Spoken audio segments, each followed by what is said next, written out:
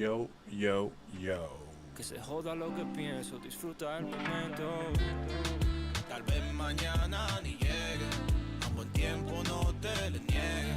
Aprovecha el tiempo que tienes, disfrútalo. Tal vez mañana ni llegue. What is going on? What is going on? What is going on? Mi gente, que lo Kentucky Fried Chicken with everybody. How's everybody feeling tonight after the horrendous loss from the New York Yankees? I don't know what to tell you. Things are not going great. The Yankees continue their. What's up, Jacob? Can you let the other guys know if they want to just tune in and smack that like for me? Quick. But yeah, man, the New York Yankees defensive woes continue. At this point, man, I don't even know what to say, what to expect. It's like you were waiting for that to happen at one point, and it came out of Goldsmith, of course, Gold Glove guy, bad throw. First time, actually, I was telling the guys on a space that the first time I actually saw Boone clap his hand and kind of give him like, come on, what the hell's going on? And this, that, in the third. So, unfortunately, the Yankees fall flat. And when I mean flat, I mean fucking flat to the Philadelphia Phillies in game one of a 3-game set. And all I can think about is your mother was a dumb whore with a fat ass. Did you know that? It's getting to a point where it's like every game, it's like it's getting late early. It's still July for another week. Well, August is around the corner. The wild card is wide open, but at the end of the day, once you get into playoffs, when you look at the caliber teams like the Detroit Tigers, Houston Astros, we can't seem to beat Toronto, and so on and so forth. So it starts to get a little funny. But guys, this game is not much you can say. I'm gonna go over here and take a look. Will Warren actually pitched pretty solid, man. He went 5 2/3 with 2 earned runs, 3 walks, 5 hits, and 7 Ks. Gave up a bomb to Kyle Schwarber. No surprise there. I don't understand Boone taking him out with like 89 pitches, I believe. Let me double check.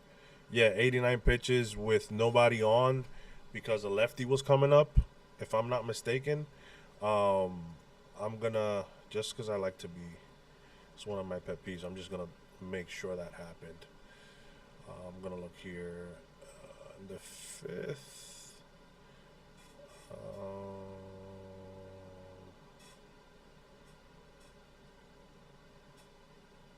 Yeah, so fly out Max Kepler, strike out Otto Kemp, and then Bryson Stott is coming up, and Boone takes him out for Tim Hill. Now, you would say lefty, right? That makes total sense. Well, what I'm trying to get you guys to understand is Boone continues to do. He was doing it more with Loaizaga. These relievers, man, I get sometimes you could squeeze 2 innings out of them or whatever the case may be, but you warm up Tim Hill for him to get one out, then to sit in the bench, then to come back out and get that top of the order.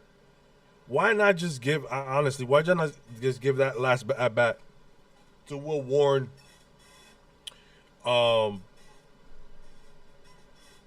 Nobody on two outs. I don't understand this subbing out your relief pitch, bringing in a relief pitcher to sit him and then bring him back out again.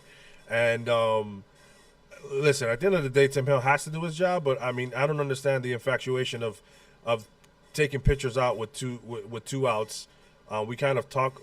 They've brought it up to Boone about it that they're one of the teams that they feel like they do it the most, where they just bring in a reliever every time there's 2 outs, and then that reliever gets the out, sits, and comes back in the next inning. These guys, I don't know, man. Like it's like these guys are creatures of habit. They warm up for 1 out, then they sit in the bench. They're not a starter. They don't have that. I mean, I don't like it. Would have to see more numbers on it, but I just didn't like that move. That's the only thing I'm really gonna question Boone about today. Luke Weaver, man. Luke Weaver giving up home runs is not a good sign. Um, Ian Hamilton, I'm not even going to go there because it's like if you look at the pitch he gave up, he missed his location completely. And Efros, man, Efros is not cooked. My man is scorched. I mean, you can forget about it. Efros is dunzo, my man. Like right now he's at an 80 ERA. I mean, four runs in that inning. I mean, yeah, you could have a conversation of maybe Grisham took a weird route to that ball. Matthew, what's up, my guy? Seattle tied it at 2. Wow, all right, that's cool. What's up, Jimmy? What's up, my guy? Shout out to you guys at the chat. Just smack that like for me. Hit that sub if you haven't. Just expressing a little bit of frustration before I get into what I think about the McMahon trade. This game was it was going good, man. Shout out to Warren again. Like I said, he was pitching a pretty good game, and then the bullpen again, bro. You can't have your bullpen giving up 10 runs, my guy. 10 runs. That's insane. That's unheard of. It's really rough when your bullpen does that, man. Nice to see Goldie get 2 hits. Chaz had 2. Belly with a bomb. Stan with a bomb. Belly. As I said, Belly. Wells with a bomb. Volpe with a bomb. So it's like the Yankees via the home run, man. It's like their only way to produce runs. Or the majority way to produce runs. I know there's a lot of people who love to talk about that put the ball over the wall, over the fence, whatever you want to call it. But at the end of the day, I think once you start facing elite pitching, once you get into the postseason, you got to be able to manufacture runs a couple different ways. Now the Yankees did have a sac fly today. I'm not gonna sit here and kill them, but it's just that. The game was there. It was still 6-5 in the 7th. If our bullpen could have kept us close, even if they gave up one more run or something like that, and it's 7-5, the Yankees still have 6 outs to get 3 runs. You're in a good spot because Judge might come up again, and that top of the order. But when your bullpen completely falls apart and that happens, I don't know what to tell you, man. This is and how do I put this? I haven't felt this way in a while, where the Yankee bullpen. You don't know what you're going to get from the bullpen. The Yankee bullpen at this moment, it's like it's like you've lost your GPS while you're fishing 5 miles into the deep blue sea. So it's just weird to see the Yankees not with a competent bullpen. At this moment, it looks like Devin Williams is the best option, and then after that is Tim Hill. It's wild. I can't wait for Yerry to come back. Fernando Cruz to come back. I don't know what the Yankees are going to do, but they're going to need to get relief pitching ASAP if they're going to think they're going to have any shot once they go into playoffs. Guys, you guys are in the chat there. You guys can let me know. What do you think is the area of need number 1 for the Yankees? Is it starting pitching, or is it a relief pitcher? I think it has to be relief. You're at least getting Luis Hill back. Schlittler has shown good signs. So I think that the number 1 priority for the New York Yankees still continue to be relief pitching, and that's weird to say because that's where the Yankees are normally so fucking good.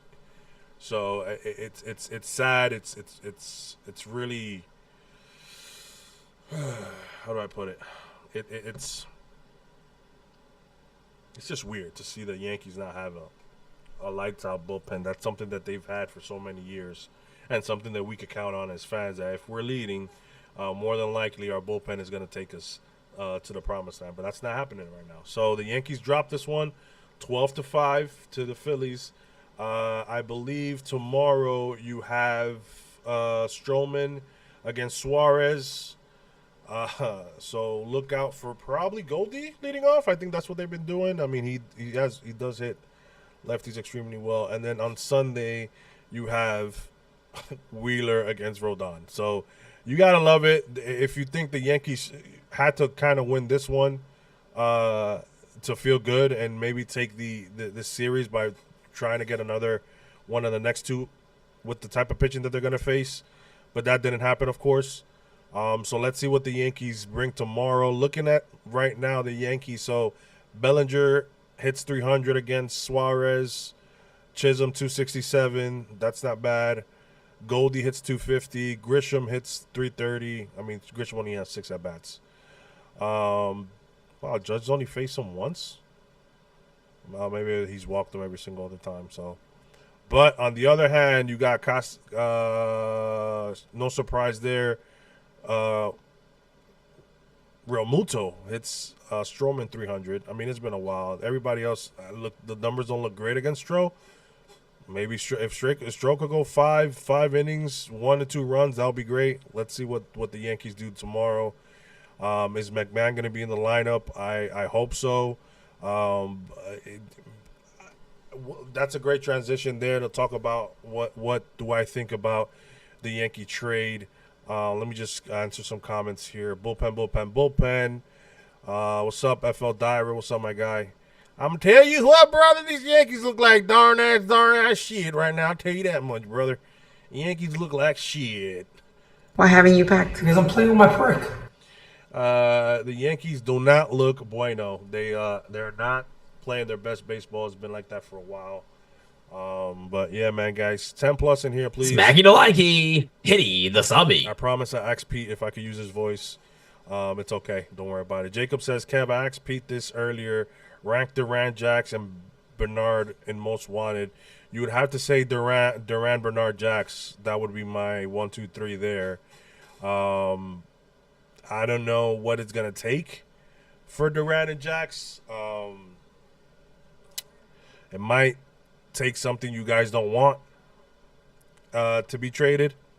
I certainly don't. So it's going to be weird to see what pans out the next couple of days. I always hope that there's some moves made on the deadline. We have a 24-hour stream. Shout out to Pete and us at NYU. Pete does a 24-hour stream where normally we try to meet up. This year we couldn't set that up, so we're just gonna hop on stream with them, everybody at their house, and try to do it that way this year. We have a blast when we do them live and we're together. But next year for sure we'll do that. And it's nice to have some movement at the deadline because of that stream, and everybody else is getting moves, every other team. So it's nice that our team does it. This Rich, I'm gonna get into it right now. Actually about the McMahon trade, about my thoughts. And yeah, man. So the 24-hour stream, that is July 31st. I gotta ask Pete what time he's thinking about starting. More than likely, I'm gonna work for most of the day. Probably hop on for an hour for my lunch break, and then go back to work. Finish maybe a little early in the day, and then I'm off the whole afternoon because we did agree that it is a lot. It's taxing his house, so maybe I can give Pete a break and I'll take a nap, and I'll come back around 2, 3 in the morning, have some fun, and we'll go from there. So, but yeah, man, look for that 24-hour stream at I1YU. It's always it's always a blast. We raise money for a good cause. It's for Tunnel for Towers, I believe, this year again. Last year we did about 20 or was it 15K, I believe. But yeah, man. But going back to the trade, so the Yankees, let's see if we're going to see McMahon in the lineup tomorrow. I want to go ahead and show you guys. Give me a second here. Uno segundo, por favor. This tweet. Oh my God. Remember that? Let me get this right here. 1 second, guys. So, let's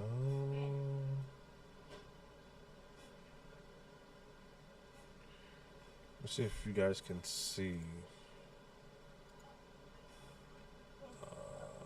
I'm gonna go Discord first.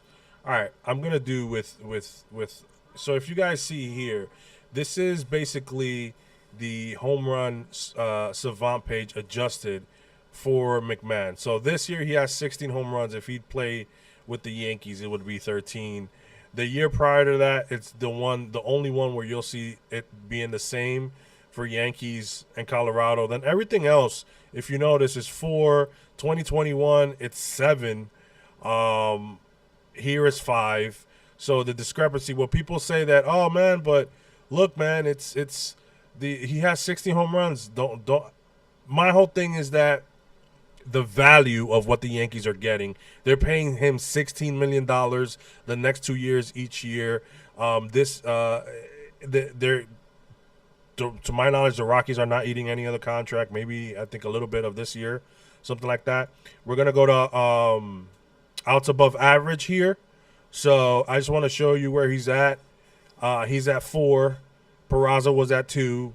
And then Caleb Durbin, I'm just going to shout him out, man. Shout out to Caleb Durbin. Caleb Durbin is here, which I feel like maybe the Yankees could have offered another piece or maybe another 2 pieces for plus Nestor and kept Caleb as a righty third base outfield option who's doing amazing over there at the Brewers. So just look at the upgrade that you're getting.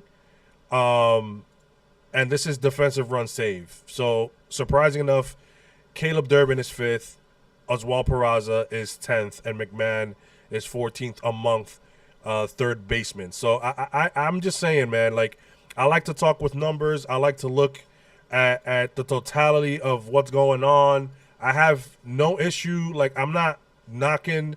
I'm not. Let me rephrase that. I'm not killing the trade. It's for me. It's like, are the Yankees better? Yes.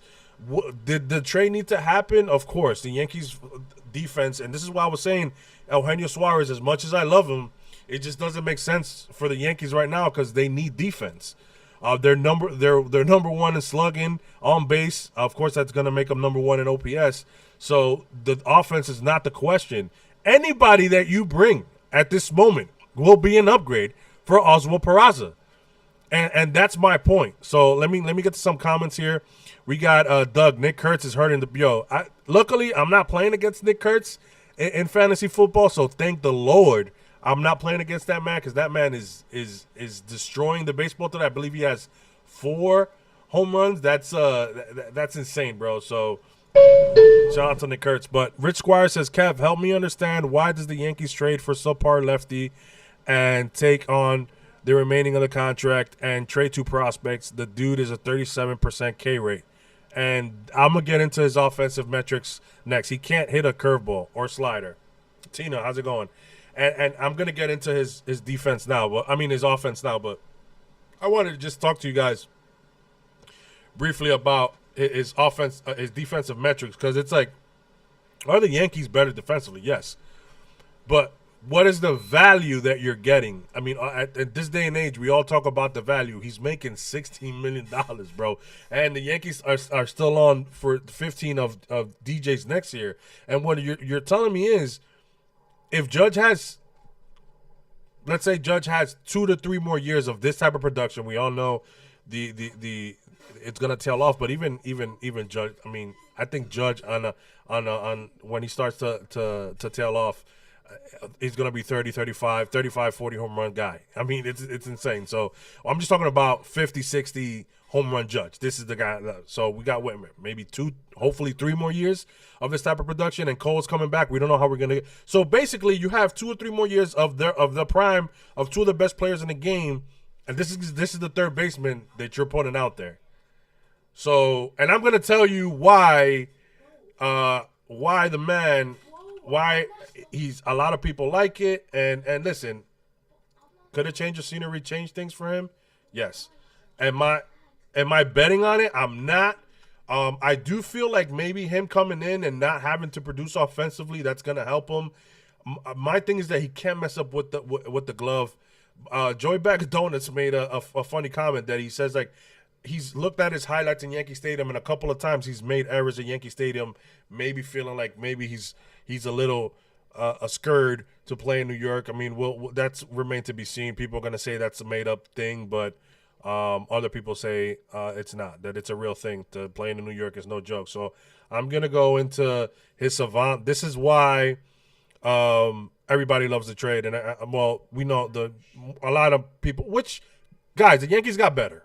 All right, and we shouldn't be talking about money, but at the end of the day, there is a self-imposed luxury tax that the Yankees have. As much as you don't like it, Hal has been firm with that. He doesn't go over 310, 315-ish maybe, a worst-case scenario. So it's like you're adding now next year the Yankees are going to be at 220 without Stroman because their total. I looked at Sports Track or Spot Track, whatever you call it, and they said that they were at 243, but they were counting Stroman's $18 million. So you take that, so they're around 220. So, and they had McMahon already on there. So look, average exit velo, expected slug, the XWA bacon, the hard hit percentage, the barrel percentage, all that is very nice. The walk he's at a 86 percentile, so 12% walk rate, but he strikes out a lot. And I'm going to bring that up right now. Let's go here right quick. And let's look at what I'm talking about here. So this year, 127, that's bold. That means he's leading the league in strikeouts. Last year was 185. The year prior than that was 198, 150, 147.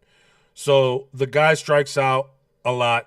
And listen, you could take this with a grain of salt is what I'm talking about. If the Yankees, if this guy comes over here, I'm telling you this right now, and he becomes a 210, 215 hitter, and that's being nice. I'm thinking he might be 200, 205, but 210, 215, and he's hitting 12 home runs, and his defense is, listen, if his defense is great, nobody's, I think we got to live with it, but if his defense is average at best, like if it's average, like if it takes a knock, because he can't handle New York, bro, I'm telling you, those $60 million is going to sting, bro. So Rich says, the Yankees rushed this instead of waiting to see how the market pans out, making them seem desperate. K-Stephan, what's up? How's it going, my brother? You could have traded for Brian Hayes and received better value for less. And that is what I'm saying, guys. Like, listen, man, I don't care what Los was killing me because he's like, my son has higher exit velo than Brian Hayes. But at the end of the day, Brian Hayes is elite. That's one thing you're gonna get no matter what. You're gonna get times 10 the glove that what Peraza was instead of maybe twice as good as Peraza for $60 million. And then Brian Hayes is making $8 million. So let me go back to this right quick because I did do a little. Let me see 1 second. Where is this? Oh, man, sorry.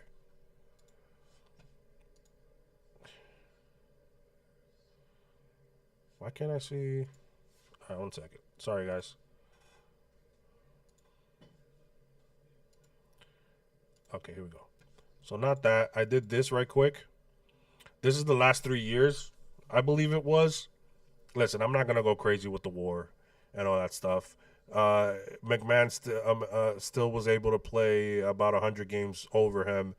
And you can see the obvious outlier here is the freaking home runs. But again, how much is that attributed to Coors Field? It should be closer than that, what it is. Stolen base, Brian runs a little better. Batting average, he is a better batting average. Guys, again, the on base, the slug, and the OPS. Yes, this doesn't look great. I get it. 95 to 82. But again, a change of scenery, and he's a righty for Cabran, could also benefit as well. If we're going to say that from Ryan, we got to say it for Brian Hayes as well, right? Well, look at when I was telling you about these numbers. Look at what Brian Hayes is. He's miles ahead of it. Look, he has as much defensive run save as the 3 players we were highlighted combined. You understand what I'm trying to say? Do you understand the words that are coming out of my mouth? That's how good this guy is. So look, outs above average. He's at 14, way ahead of Matt Chapman.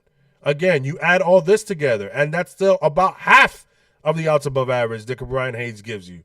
And you know how much Brian Hayes is making? $8 million. Now, he's younger. He's making $8 million for the next 4 years. Yes, you're adding another 2 years of that, but you have a third baseman that's going to give you an elite glove. And he's probably going to hit 240, 250. He's not going to slug, but the Yankees don't need slug right now. And that's what I'm saying. So I felt like, now I don't know if maybe they tried. We don't know that. Maybe the Pirates want a little more than what the Colorado was asking for, because that could happen sometimes, and Cashman doesn't want to let go of a lot of his prospects or whatever the case may be. That's always the fun that we're having. There's a big echo again. I don't know why, man. The echo comes and goes, guys. I'm sorry. Let me see. Maybe the Pirates want a little. All right, it's not there. So that's my whole thing, guys. I felt like if we're gonna go big, if we're gonna go on defense, get the best guy that's possible out there, and you're stretching out the AAV as well. Like it's only $8 million. You still have, you can spend the other 8 that that McMahon is gonna cost you somewhere else. And yeah, man, I'm not. Sorry, I'm reading this right quick. Kev, wouldn't Hayes have blocked Lombard? Well, you want me to be honest, bro? I think Lombard is the shortstop of the future right now, and I said this as well. I want to say it, and I want to keep it like on the channel, because if I'm always gonna come back and be like, I said that. I said this to Pete. I hope that the Yankees don't go this route. I want them to extend Jazz, but I hope that the Yankees don't say, Volpe, you're gonna go to second. George Lombard, you're short. I think the Yankees have a couple more years. They're going to see that Volpe's not going to pan out what they are, and George Lombard should take shortstop, and we're going to see what's going to happen with Volpe, because the Yankees are going to have to either extend Jazz or play out the rest of the arbitration years, which is going to probably be another 2 or 3 on Volpe. So it might be one more year of Volpe with Lombard. Who knows where that dynamic is going to look like? But George Lombard is probably going to be the shortstop of the New York Yankees. So I mean, unless another free agent shortstop is there, and then Lombard will take third base. But it's probably going to be Lombard at this point. The way they're promoting him, they gave him number 2 at Somerset, and they started the media machine already with number 2 makes this play, and which I don't love it. So.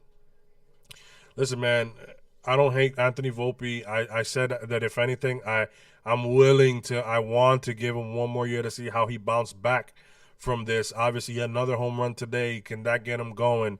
We just need Anthony Volpe to have at least a 7 to 7. I'm not even asking for a 750 OPS, my guy. I'm asking for Volpe to be at 705. I just don't want to see 690, 680.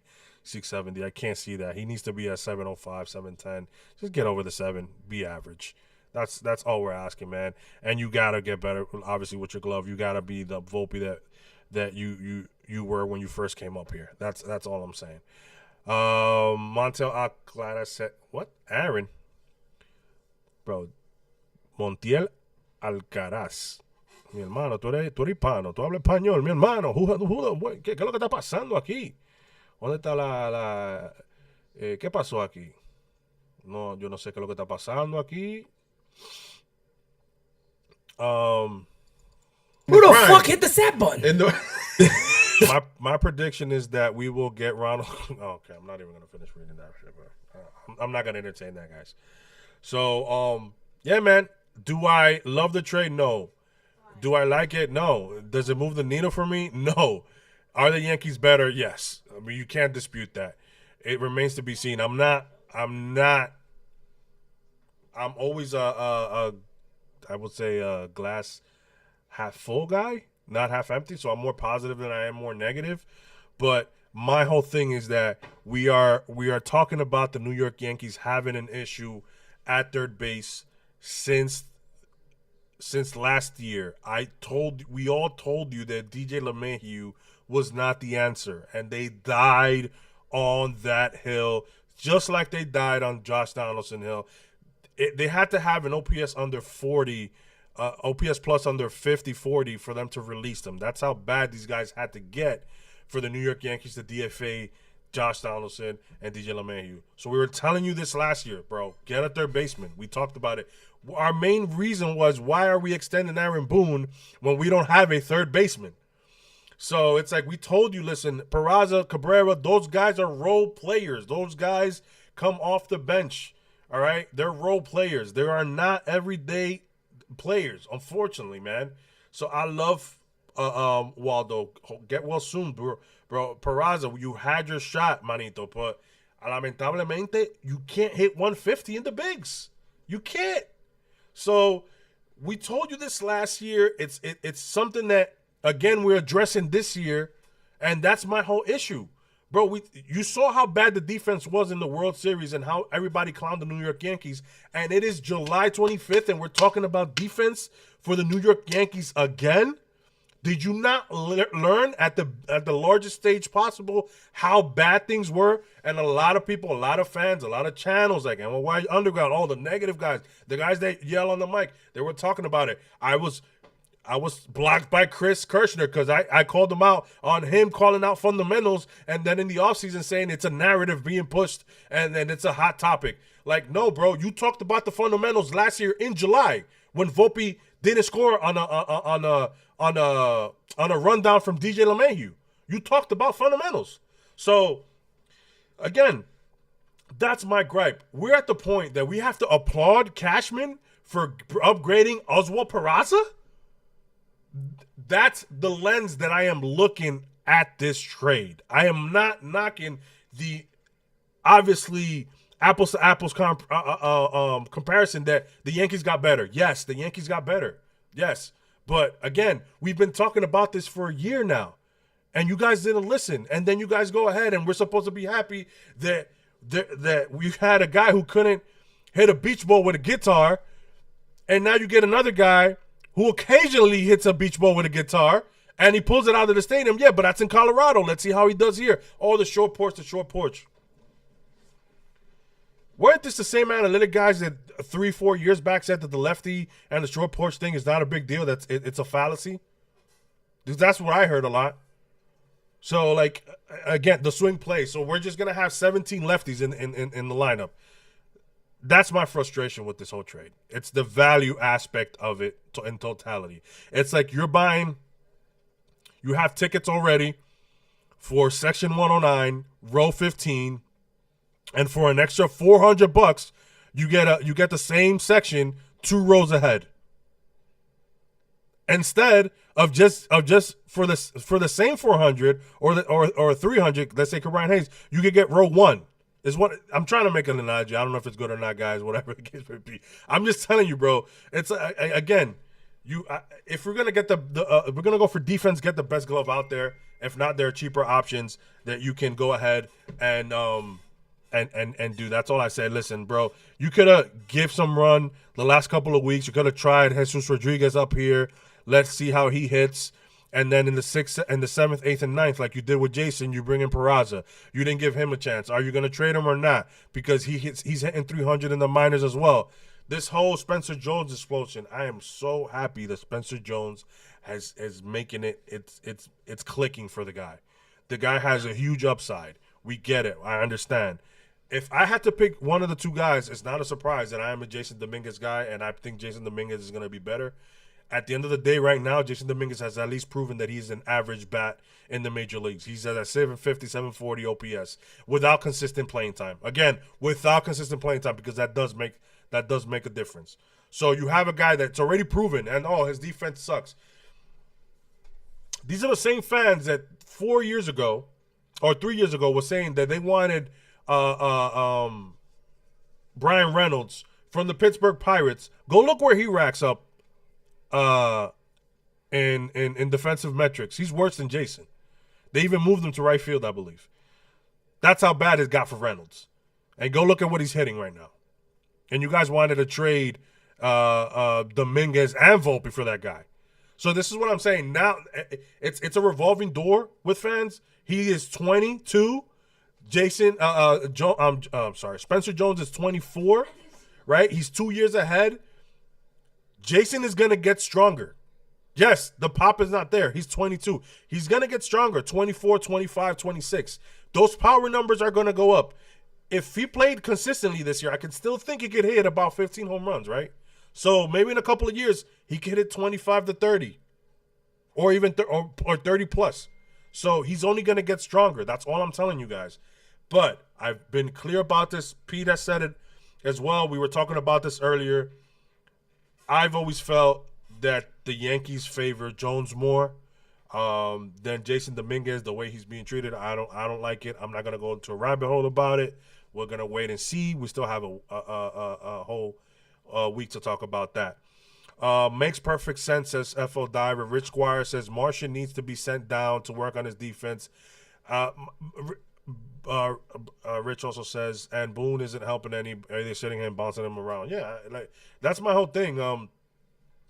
It's like I get it because Bellinger's. I mean, you can't sit Bellinger. So the man out is Trent Grisham. But it's like, is Trent Grisham going to be part of your future? That's what you're telling me. So Jason is put aside again this year because of the defense. I get it, but Trent Grisham is you going to extend him? Is that where the Yankees are? Are we going to extend Trent Grisham? Damn, this bothers me, bro. This little piece of cloth. Okay, I got it. If Trent is not part of the future of the New York Yankees, then why are we just giving Jason a little bit more reps? Right now he's struggling, so I get it. He took a couple of days off. I'm not mad at that. Unfortunately, we're at a spot where the Yankees do have 4 good outfielders. I mean, offensively, and the one that showed least, the one that's hitting the least right now is Jason, even though he was on a scorcher right before the All-Star break. So once he gets hot again, then you can play around with that. I don't know what the Yankees are going to do.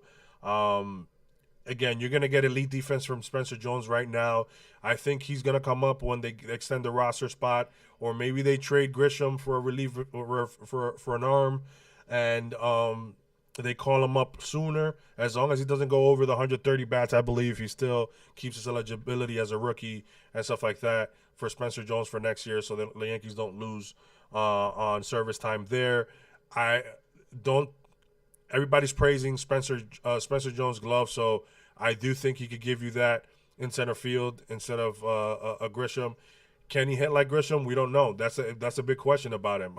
We don't know if Spencer Jones can hit, but he'll have 2 months that the league doesn't know much about him, that he'll be able to rake and produce. And then next year we'll see, when the league makes an adjustment to him, how he's going to handle it.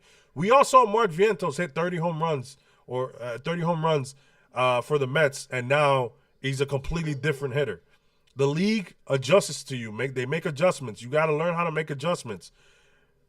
I don't see 40% K rate erasing from the face of the earth that easy.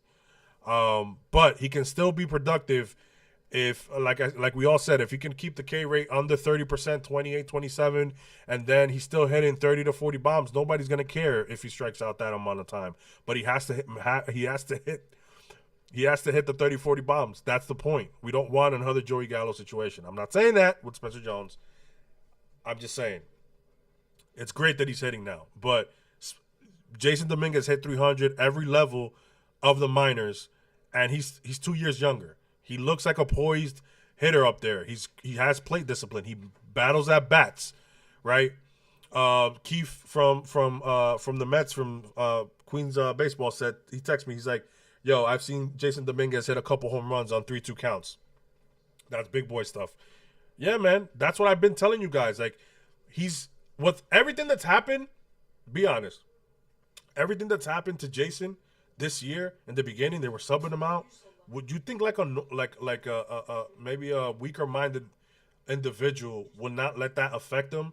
Look at everything that people are talking about him. He sucks on defense, all that stuff. They've been talking about that for months now. And how does he approach it? Bro, the kid's a great teammate. He's out there high-fiving Volpe and Grisham when they hit home runs. He's out there doing this to Judge every time he hits a bomb. He's living his best life.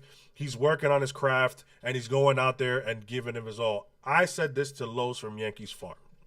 They told Jazz to play at 70%. Do not be surprised that they told Jason Dominguez, this is a learning year for you. We want you to get accustomed to left field, learn the park dimensions everywhere we go, play at 80%. This is why you don't see Jason going all in on any play, because it's better that a ball drops in front of you and it's a single than you going head first and the ball gets by you and now that's a triple or a double. I mean, the Yankees have started to talk about playing a little loose and playing less. We see it with Grisham already. We saw it today on that route. It looked like he was nonchalant. That's something that the Yankees are listen, it's working for Jazz. He's hitting. I'm not going to knock that out about it. And I just feel like this year they told Jason, this is a learning year. Like, next year's when we're going to make that leap. And hopefully that's the case and they don't trade the guy, because you never know with the New York Yankees. They make it kind of clear when some guys are untouchable. I don't think they've made clear that Jason Dominguez is an untouchable. So you could take what you want with that information. Rich Squire says, trade Grisham, bring up Jones, put Jones in center, put Belly at first, sit Goldie. I mean, listen, Goldie looks like they were talking about it, that he's been playing better. He went on a rough stretch, and then he's been playing better with a couple of days off sprinkled in. He is 38. He ain't the same Goldie as he was 3-4 years ago, so he has to take days off. And again, that's what guys like Jason Dominguez, and Spencer Jones are. They're there to fill out the days of when guys need rest. Like if Goldie's off and Ben Rice could play first, or Bellinger plays first, and then Spencer Jones plays center. If Giancarlo's a day off, Spencer Jones gets the DH, or Jason DHs, and you put Belly at left. Like the Yankees could do a lot of things, and I think that at this point it's like they have a week to decide what are we gonna do, because if I had to bet, they're gonna keep Grisham. They're not gonna move him, even though his stock is as high as it's gonna be. It wouldn't surprise me if the Yankees keep Grisham. So I don't know what they're gonna do there. I would love to see more of Spencer Jones. Maybe see a brief stint of him up here. We also how fascinating it was when Jason first came up here. He hit a home run off Justin Verlander, and then he hit a home run off Javier, who the Yankees can't figure out. And that's what I'm telling people to go back to. How did Jason look at the plate the first time he was up here? He looked completely calm. And he was out there with a smirk on his face. That is good, because he doesn't let the moment get to him. He, like a lot of people play in New York and they let the moment get to him. This kid doesn't. His head is screwed. He's mature, and that's stuff that you can't. You like at his age, it's advanced. He's 22. A lot of these guys are 24, 25, 26, 27, and they don't have what he has already. So why would the Yankees trade that? Worst case scenario, in 3-4 years, when Judge starts to become platoon more DH, you can put Jason in right field. That's it.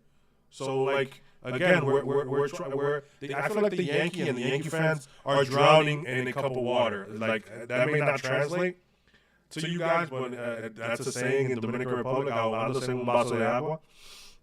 You're drowning in a cup of water. There's nothing wrong with having Jason Dominguez, Spencer Jones, and Aaron Judge as your outfield the next 3 years. And if you re-extend Belly's gonna be able to play outfield and play first base. All right, so it's like, again, guys, we can't go crazy. Robert O'Connor, I don't know why the echo comes and goes, guys. And I'm sorry, man. That really annoys me. I have not clicked anything. I gotta look into why the echo happens. Again, guys, all right. Looks like it's gone. Sorry about that. Yo. So, I might as well enjoy them big cans. So, guys, any questions before I wrap up? I wanted to do 30. I'm about to end up about 45 minutes. Any last questions? Like I said, the Yankees got better, yes. I just don't see the big value in it, and I'm upset that we're addressing issues that we all talked about a year ago. That's been my whole point about everything. I don't see the insane value of this trade when this guy's making $16 million, and he's it's classic. It's just classic. I mean, Yankee stuff. Like we're the smartest people in the room. We know what we're doing. You guys are stupid. No, where our defense is not wrong. They made a big deal out of everything, and right now the Yankees are leading the major leagues. I think. What did Katie Sharp tweet? I'll tell you guys right now. Hold on. All right, here we go. Love it. No. Right here. Katie Sharp. Yankees pitching / defense in July. 32 home runs, tied most MLB. 116 runs, tied most in MLB. 14 errors, tied most in MLB. So and today they made another error, and the bullpen added 10 runs. I don't know if Katie, because it was 9:18. I don't think the game was over at that point.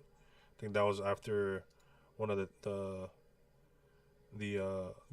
Goldie's error. I also wanted to show you guys this. This is, I mean, again, I don't trust Colorado and Coors Field numbers. DJ LeMahieu, home and road splits with the Rockies. 834 OPS at home, 681 OPS on the road. Ryan McMahon, home and road splits with the Rockies. 818 OPS home, 664 OPS road. They say history repeats itself. Could this be another bad? Could we be scratching our heads in a couple of years? Remember how bad it was to watch DJ LeMahieu. I hope it's not. I don't think it is. I think this he's just still on the younger side. And like I said, since he doesn't have to be the A hitter here, he should be all right. So I will say that there is the upside of I believe he's hitting a lot like he's. But the Yankees don't believe in hot and cold, so it doesn't matter. So I'm not even going to say that because the last couple of weeks he's been squaring up the ball nicely. Robert O'Connor says he's all good now. Tina says spot on, Kev. Doug, what's up, my guy? Efros going down for who? Good question. Let's look at the Yankees 40 man. Could it be that somebody's coming back? Or the Yankees, you know that the Yankees sign guys to minor league contracts all the time. So that could be that to pitch tomorrow or this weekend. Or I don't know what the update is with Mark Leiter or Jerry De Los Santos. I wish we had or Fernando Cruz. We don't know. Those guys are all on 15 days. So I don't know. Jerry was pitching very well before he went on the IL. So hopefully that guy returns and is right where he left off because, God, we desperately need him. Blue dot. I'll take McMahon. All we need is defense right now. Yeah, man. Like, listen, I'm not knocking the trade in its totality. Like, yes, the Yankees got better, but I was saying earlier, Blue dot, is that we were talking about not having a third baseman earlier, late last year. We were talking about how bad the defense of the Yankees were in the World Series, and it's still July. And it's still sloppy. It's just frustrating as a Yankee fan that we told you that DJ LeMahieu was cooked last year, and you decided not to address that. And if anything, my whole point today, like somebody was telling me, like coming at me because I said Caleb Durbin would have been a nice fit. You're going to mean to tell me that the Brewers was like, yeah, we want Nestor Cortez and Caleb Durbin, or there's no deal, or there's not, like the Yankees could have maybe packaged two more other lower level prospects, or Vivas and Everson Pereira, because they're not gonna play those guys. Those guys have no future here. I'm telling you. Vivas, like look what they're doing. They're sending him down again. His options are gonna be done by the end of the year. Those guys have no future here. Those Yankees do not. When the Yankees do not believe in a prospect, they don't. Again, they're like a fucking condom, dude. They use them and they dispose of them, bro. I'm sorry. It's the way that the Yankees have been doing it, bro. I've just seen it time and time again with the prospects that they don't believe. Look how they treated Peraza after they gave the job to Volpe, bro. They called Vivas up. I think it was last year for a game in the Orioles. They didn't even play him, and then they sent him down. His family was in attendance. They didn't even give him an at bat. So it's like, again, when the Yankees don't believe in these prospects, you can tell who the favored are of the Yankees, who their favorites are, and who is not by the way that they're treated. I'm sorry. Look at the way they treat Anthony Volpe. Look how they defend Anthony Volpe, and then look how they treat Jason Dominguez. Listen, this is not because I'm Dominican and I'm a Latino against Volpe. I'm not saying that. There's a clear favorite with prospects. Gary Sanchez was one of the favorite prospects. Andujar was as well in the beginning. They don't want to trade him for Machado. So there are instances where you see other guys. I'm not saying that right now because everybody wants to make that assumption. Just because I'm Dominican, I'm going to hang my head out for Jason. I'm just seeing what everybody else seeing. The guy is hitting. He's an average hitter at worst. Jason Dominguez is average. Is an average hitter. That's right now you're seeing it. You've seen him struggle. Struggling. Jason Dominguez is a 740 OPS player. Volpe has never hit that to end a year. So what are we arguing? His defense? He's 22. Can you give the kid 2 years? We all seen how Volpe was a Gold Glover, and now his defense is backtracked. So you're telling me that Jason cannot become a good outfielder or an average outfielder? Come on, guys. let's tone it down with the he sucks, get him out of here. It just drives me nuts. You have to be more patient. We asked for Peraza to be called up. We asked for Cabrera. We asked for a bunch of these guys that get called up, and you guys do not give them any time. Spencer Jones is going to come up here. He hits a home run his first day, but then he goes 0 for 10, and you guys want him off the fucking team. That's not the way you play baseball, man. They have to play for you have to see a full body of work. Either it's a year or 2 or 3 years, whatever the case may be. I'm telling you this, man. I was going to give Volpe this year, but he's been so bad this year. I just want to see if he can at least bounce back and become a 690, 700 OPS guy. And if he can play gold glove level defense at shortstop and he hits and he's a 690 OPS guy, I'm not going to kill Anthony Volpe because that's who he is. The Yankees sold us that he was something different. That's not Anthony Volpe's fault. So my whole point is with Volpe right now is, my guy, you got to play gold glove defense. That's the best thing you know how to do. So go out there and get fucking dirty, my guy. Don't let any ball pass you by and clean up the fucking throws because you bounce almost 50% of your throws. And that's it. That's all we're asking for. We saw him go on a good run in October, so he's streaky. We see him get hot, get cold, get hot. That's all we're saying. Volpe, ball out defensively. Offensively, I don't know what you're gonna do with that, but Blue Dot.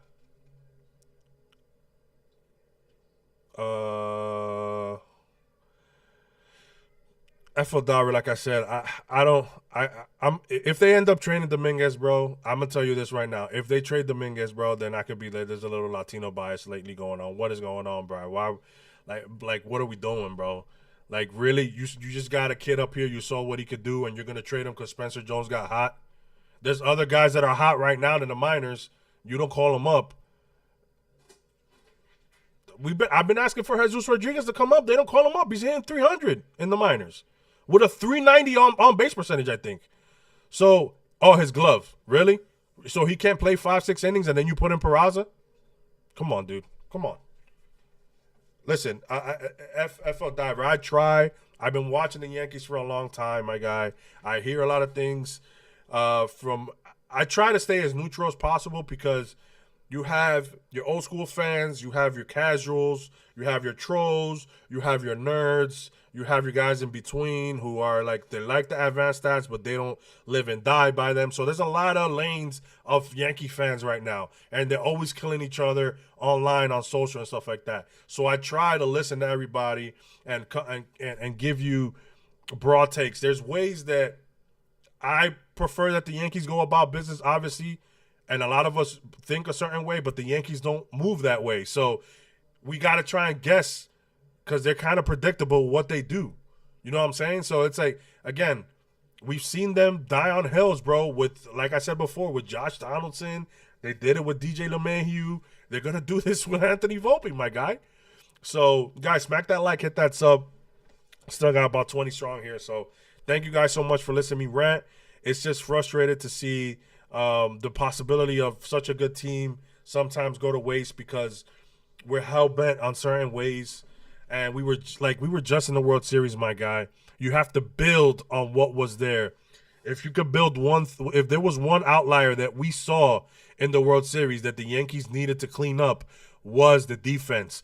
And then they come into the year. They say that Jazz is going to play second. We get some behind the scenes and Volpe mic'd up, them working on double plays and talking about how they're going to go about balls up the middle. If it's on this side, whatever they can. Like all this stuff. We're having all this extra content. We're hyped to finally see Volpe and Jazz up the middle.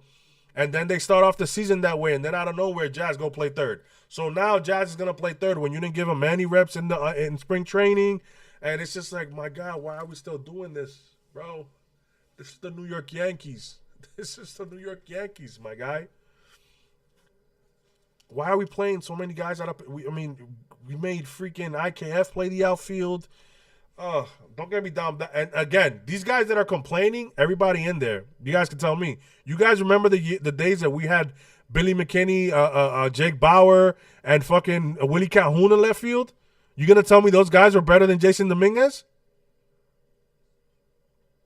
I'm waiting. You gonna tell me that Jake Bauers, Billy McKinney, Willie Calhoun, those guys are better than Jason? Come on. Waldo is a great role player and a great his vibe and his chemistry is unmatched. He's a great clubhouse piece. You can see how he lifts the clubhouse by his spirits. You can see how the team went down when he went down because his energy. And I've met Waldo a couple of times, and everybody that's met Waldo has talked highly about him. You need that. Analytics doesn't believe in that, and doesn't believe in vibes. They don't believe in chemistry. They don't believe in momentum. So don't tell me that when you saw the New York Yankees last year and the way they played in the beginning of the year that team and the vibes of that team weren't fun. And they looked like they were even Brian Hoke, who's covered the team for years, talked about it. They haven't seen a team like this in a while. That matters. Listen, I want to rip my eyes out too when Verdugo was out there, but he was part of the guys who brought the vibe. Him, Stroman, Juan Soto, Jazz Chisholm, those guys brought. Waldo was already here. Those guys brought the vibes. They brought the energy, the chemistry. When the Yankees in 2009, they signed Nick Swisher and A.J. Burnett, you can tell the clubhouse shifted. I'm telling you, sometimes this team is too buttoned up. They think they're better than everybody. They're smarter than everybody. It leaks into the team and into the press conferences, and this is why we're upset. And Boone can argue with John Boy all he wants and say it doesn't matter. I don't care what you think. Well, it comes off as pompous. You're telling us what we're seeing is incorrect. And now Ken Rosenthal has to say it. Michael Kay has to say it for you to believe what the fans have been saying. It's always put on the burden of the fans. It's the fans' issue that the Yankees you guys expect too much. Oh well, damn! I'm sorry, bro. I mean, I didn't tell you guys to charge me $75 for parking and $22 for a beer. I didn't tell you that the cheapest seat in the house is $40-$50 over there up there with Jesus Christ. I gotta wear binoculars if I want to sit up there. God is everywhere, but up there you're closer to Jesus when you sit up in the 400s in the grandstand, and you can't see Dick. So I mean, so you charge premium. You want your fans pay the premium price. We're gonna expect good, at least competent play, my guy. You guys have to understand the way customer service works. You're still an entertainment business. It's sports. It's still an entertainment. I'm sorry, if you don't have the fans, that's when shit hits the fan. Okay? So those people who say the Yankees don't owe you nothing, they don't know who you are. I don't give a shit if they don't know who I am. It doesn't matter. But they don't know who I am, but I bet you that they know who 50,000 fans are. They bet you they hear it. When people call in and WFAN or whatever the case, and then Michael Kay, then Ken Rosenthal, then Joe Sherman starts to ask questions to Cashman, and he gets bugged out, and he starts cursing. Oh, when you come next year, we're gonna revisit this shit, and you're gonna see that Anthony Volpe is mashing because what would he said? See Voyager legs. What the fuck are we talking about, my guy? Give me that chicken bucket too. I don't know how much a chicken bucket is, but I know a Judge Burger is like $30 with no fries. So, again, I'm gonna repeat myself. When the Yankee fan, yes, sometimes, yes, I get it. Yes, we can be a little obnoxious. Yes, we can be impatient. I get it. But at the end of the day, we just want our team to win. When the team is winning, nobody gives it the poot. I didn't hear that many. There were a little bit of complaints where Judge should hit last year, and a little bit of things here and that, and maybe with this guy, can we get this guy because this guy's not hitting at all. But the vibes were great. The Yankees were winning, and nobody gave a fact. But you know what did happen? The Yankees went on a bad a summer swoon again, a Boone swoon. Let's call them. That's what we're gonna start calling those because it happens every year that the Yankees go on a 20-25 game stretch that they're just playing horrendous baseball. So I'm sorry that the newer age fans who haven't seen the World Series, who haven't seen the past, who are living on the coattails of the traditions of the past, get upset that the traditional fan or the older fan speaks the way that they do. They're passionate as the way that I'm trying to bridge that gap, and it doesn't, and they don't understand it. And I try to. This is why I kind of love what I do at NYU with Pete, and on the socials I try to bridge that gap. I like analytics as well. I look at Savant, out above average, WRC plus. I believe in OPS plus, DRS, R zone. Now somebody was joking. I think is shout out to Swift and Slick. They were talking about RBAT plus. There's a new stat every day, guy. Stuff plus. We're talking about wrote down Stuff plus last year. So I do like analytics. There is a room for all of that. It's all good and fun, but let's not sit and forget about the essence of the game, bro. It's if you guys see the series with Toronto and you see that they were able to still just hit a freaking double down the line and score 2 runs, it's like, shit, when does that happen with us? When are our guys gonna go ahead and do that? You get what I'm saying? So that's it. That's my time, guys. Again, thank you so much for tuning in. Let me know in the comments if you finished this. What do you think about the McMahon trade? Again, the 24-hour live stream with Pete on July 31st. That's gonna be dope as heck. Don't forget about that. You still need to have the eye test. Absolutely, FL Diver. So yeah, man. Smack that like, hit that sub. Thank you so much for tuning in. Let's see what the Yankees do. If they make another move, I'll be on. I'll probably be on NYU, and then I'll come on here and rant a little more. Yo, Blue Dot, thank you so much, bro. Yeah, yo, guys, if you guys want as well, if you guys have Twitter and Instagram, you can follow me. It's KC Keys on Twitter. We do spaces there. We talk a little, like it's a little more laid back. We have more takes. A lot of more people come in and out. It's a lot of fun.